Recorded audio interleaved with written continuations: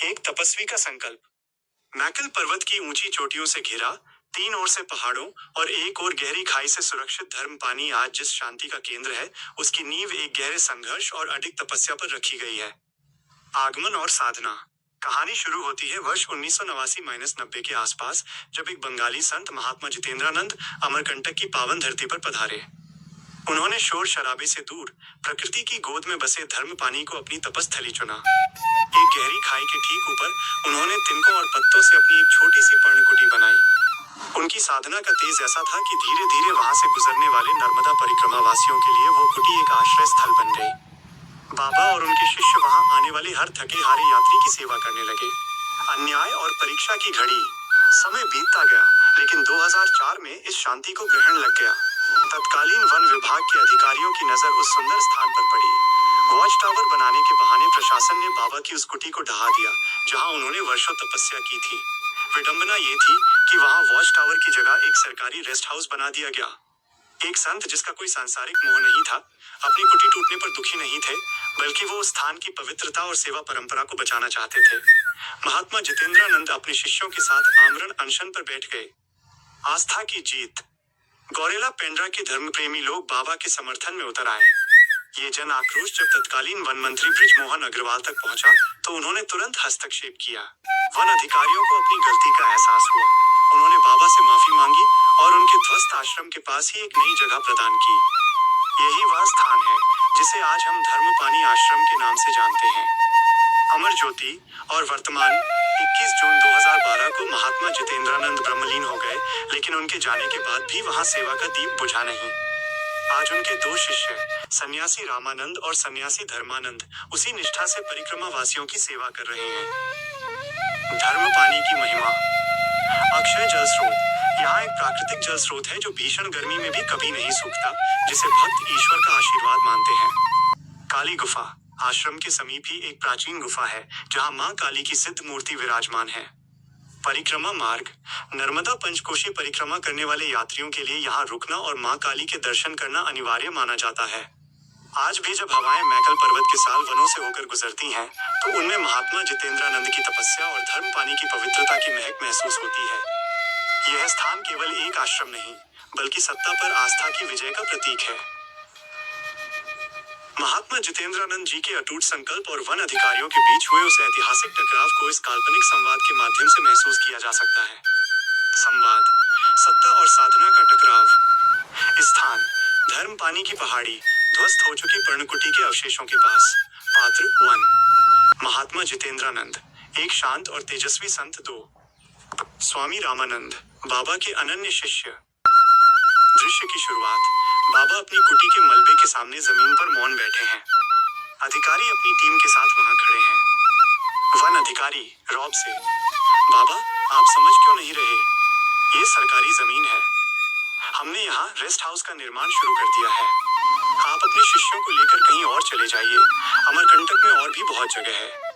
महात्मा जितेंद्रानंद शांत स्वर में, बेटा, पक्षी अपना घोंसला वहां बनाता है जहां उसे सुरक्षा मिले, और साधु अपनी कुटी वहां जहां उसे शांति मिले। मैंने यहाँ जमीन कब्जाने के लिए तपस्या नहीं की। यह स्थान अब धर्म का पानी बन चुका है। यहाँ से प्यासे गुजरते हैं, थके हुए परिक्रमावासी विश्राम पाते हैं। तुम ईंटों का महल खड़ा कर लोगे, पर सेवा का भाव कहाँ से लाओगे? वन अधिकारी, नियम भावनाओं से नहीं चलते, हमें ऊपर से आदेश है। यहाँ वॉच टावर बनना था, अब रेस्ट हाउस बनेगा।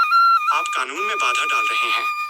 स्वामी रामानंद, क्रोध और दुख के साथ, कानून?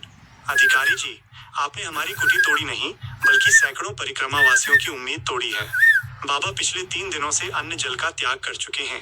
अगर उन्हें कुछ हुआ, तो पूरा गौरेला पेंड्रा यहाँ खड़ा होगा। वन अधिकारी थोड़ा हिचकिचाते हुए, देखिए, हम बस अपनी ड्यूटी कर रहे हैं।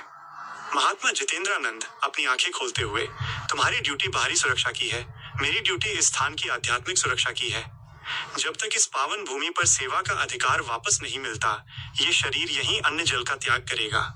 मुझे अपनी कुटी की चिंता नहीं, मुझे उन भक्तों की चिंता है जो इस मार्ग से गुजरते हुए मां काली के दर्शन को आते हैं। वन अधिकारी, तो आप हार नहीं मानेंगे? महात्मा जितेंद्रानंद मुस्कुराते हुए, सत्य और सेवा कभी हार नहीं मानते बेटा। आज तुम बल के साथ खड़े हो, कल तुम्हें भी इसी शक्ति के आगे झुकना होगा। कुछ दिनों बाद जब जन आक्रोश बढ़ा और ऊपर से आदेश आए, वन अधिकारी हाथ जोड़कर, महाराज हमें क्षमा करें, मंत्री जी का आदेश है और हमें अपनी गलती का एहसास है। हम यहाँ पास ही में आश्रम के दाहिनी ओर आपको नई जगह दे रहे हैं। कृपया अपना अनशन तोड़ें और हमें आशीर्वाद दें। महात्मा जितेंद्रानंद, कल्याण हो। मेरा उद्देश्य किसी को झुकाना नहीं, बल्कि धर्म की रक्षा करना था। जाओ, अब उस स्थान को सेवा का केंद्र बनने दो। भाग 2, काली गुफा का रहस्य और वर्तमान की अनवरत सेवा। मैकल पर्वत की श्रेणियों में केवल धर्म पानी का आश्रम ही प्रसिद्ध नहीं है, बल्कि आश्रम के ठीक नीचे स्थित काली गुफा एक जीवंत आध्यात्मिक ऊर्जा का केंद्र मानी जाती है। काली गुफा, जहां मौन बोलता है। आश्रम से सटी हुई गहरी खाई के किनारे एक संकरा मार्ग नीचे की ओर जाता है, जो सीधे मां काली की प्राचीन गुफा तक पहुंचता है। स्थानीय मान्यताओं के अनुसार सिद्ध मूर्ति, यहाँ स्थित मां काली की मूर्ति सिद्ध मानी जाती है। कहते हैं कि महात्मा जितेंद्रानंद जी ने घंटों इस अंधेरी गुफा में बैठकर तपस्या की थी। अदृश्य शक्ति। ग्रामीण बताते हैं कि इस गुफा के भीतर एक विशेष शांति का अनुभव होता है और आज भी कई साधक यहाँ गुप्त साधना करने आते हैं। नर्मदा परिक्रमावासी यहाँ दर्शन किए बिना अपनी यात्रा पूर्ण नहीं मानते। वर्तमान की मशाल। रामानंद और धर्मानंद की दिनचर्या। 2012 में बाबा जितेंद्रानंद के ब्रह्मलीन होने के बाद उनके 2 शिष्यों ने गुरु के संकल्प को अपना जीवन बना लिया। उनकी दिनचर्या किसी कठोर तपस्या से कम नहीं है। 1. ब्रह्म मुहूर्त और सेवा का संकल्प। सूर्योदय से पूर्व ही आश्रम जाग उठता है।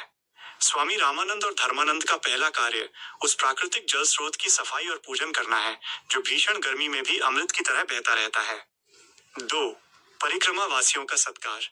जैसे ही धूप चढ़ती है, मैकल की ऊंची नीची पगडंडियों से थके हुए परिक्रमावासी आश्रम पहुंचने लगते हैं। भोजन विश्राम। स्वामी धर्मानंद स्वयं रसोई की कमान संभालते हैं। सादा लेकिन तृप्त कर देने वाला प्रसाद हर यात्री के लिए तैयार रहता है। उपचार। परिक्रमा वासियों के पैरों के छालों पर दवा लगाना हो या उनके विश्राम की व्यवस्था, दोनों शिष्य इसे गुरु सेवा मानकर करते हैं। 3. संध्या आरती और सत्संग। शाम ढलते ही काली गुफा और आश्रम में दीप प्रज्वलित किए जाते हैं। शंख की ध्वनि पहाड़ियों में गूंजती है। यहाँ कोई ऊंच नीच नहीं होती। एक तरफ शहर का कोई विद्वान बैठा होता है, तो दूसरी तरफ पास के गांव का कोई आदिवासी। एक आध्यात्मिक संदेश।